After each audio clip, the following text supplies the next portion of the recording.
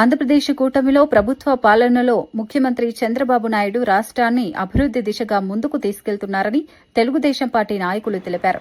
Tirupati press క్లబ్లో మీడియాతో మాట్లాడిన టీడీపీ నేతలు దంపూరి భాస్కర్ యాదవ్, రుద్రకోటి సదాశివం తదితరులు సీఎం చంద్రబాబు పాలనను కొనియాడారు. దేశం మెచ్చేలా రాష్ట్రంలో అభివృద్ది కార్యక్రమాలు అమలవుతున్నాయని చెప్పారు.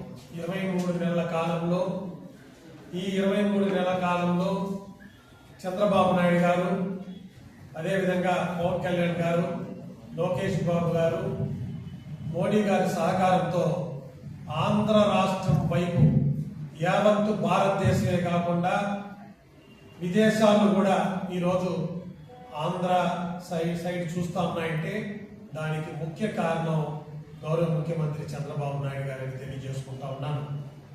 ఒక పక్క అభివృద్ధి, సంక్షేమం రెండు కళ్ళులాగా ఈ రాష్ట్రంలో రెండింటిని నడిపిస్తున్న ఘనత చంద్రబాబు నాయుడు గారు. ఇప్పటికీ మనం చూస్తే ఎన్నో పరిశ్రమలు తీసుకురావడం జరిగింది. దాదాపు 20 లక్షల కోట్ల రూపాయలు విలువ చేసేటువంటి కంపెనీతో ఇప్పటికి ఎంఓఏ అయింది.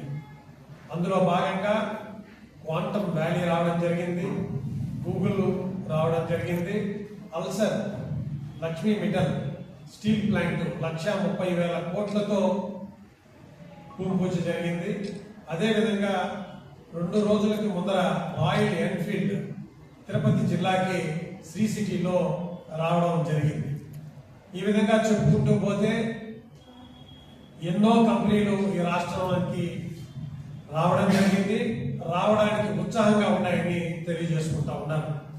అదేవిధంగా సంక్షేమ పథకాల విషయానికి వస్తే గౌరవ ముఖ్యమంత్రి మొట్టమొదటి సిగ్నేచర్ డిఎస్సి 15,000 టీచర్ పోస్టులకు సిగ్నేచర్ పెట్టడం జరిగింది.